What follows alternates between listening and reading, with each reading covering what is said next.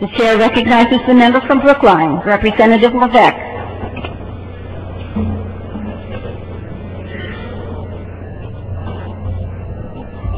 Thank you, Madam Speaker, and thank you, my honorable colleagues. I rise in support of HB 436 because discrimination of any kind is wrong. Would you believe that if I were traveling through Virginia in 1966 with my husband, that we would be thrown in jail?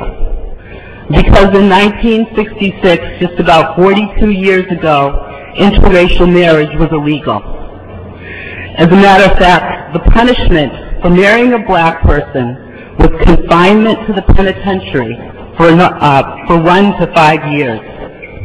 The punishment for marriage was greater than the punishment for adultery.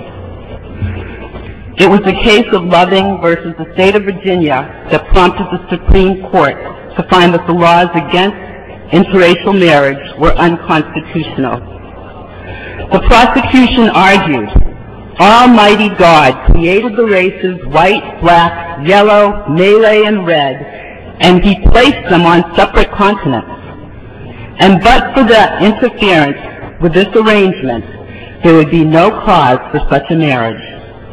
The fact that He separated the races shows that He did not intend for races to mix. The argument for the defense was based on the 14th Amendment that says, no state shall make or enforce any law which shall abridge the privileges or immunities of citizens of the United States, nor shall any state deprive any person of life, liberty, or property without due process of law, nor deny to any person within its jurisdiction equal protection under the law. It was also argued that marriage is one of the basic civil rights of man, and that is why we're here today. When I was asked to speak on this very important bill, one of the first things I did was I called my brother. My brother was married in a civil union 5 years ago in Vermont. Excuse me, he was unionized in a civil union. I had the honor of giving him away. And we had such a party. It was friends, his friends from high school, whom he thought would ostracize him. It was neighbors, the neighbors that we grew up, that he thought might ostracize him. And it was family. We had such a wonderful time. But I digress. I asked him, what does marriage mean to you? And he explained to me that if there was an accident while he was traveling with his spouse, that he would not be recognized as a legal partner. So we couldn't visit him in the hospital or take care of him. If anything were to happen to him, God forbid, and he passed away, the Social Security that he had paid into for all of his life would not be passed on to his partner. Can you imagine not being able to take care of your loved one in such circumstances? These are some of the benefits of marriage that we take for granted. He also said to me, separate but equal did not work in the past, and it will not work now. The argument about what about the children? Believe me, I heard that one too.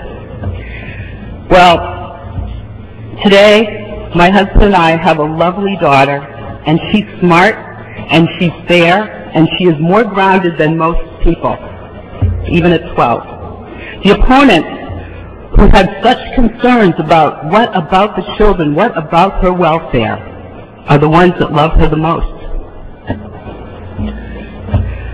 We have had a long history of challenging conventional wisdom. The earth is flat. People from different continents should not marry. People who are the same should not marry. We have challenged conventional wisdom all throughout history, and we have grown from those challenges. Madam Speaker and my fellow representatives, I am hopeful that we will be a society that does not judge people based on the color of their skin, or the religion that they practice, or the political party that they choose to be part of, or the person they choose to love. I pray and I hope that we will be a society that values people for their differences and not fears them.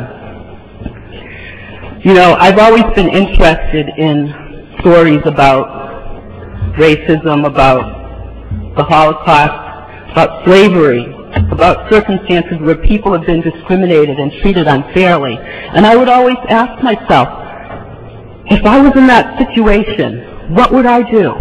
Would I be one of those people who sat by and let things happen, or would I be one of those people who would stand up and help make change and help make people's lives better? Well, Madam Speaker and my fellow representatives, I'm very happy and very proud to be here today. And now I know who I will be and what I will do, and I hope you will join me in eliminating discrimination and supporting HB 436. Thank you very much. So it's official now.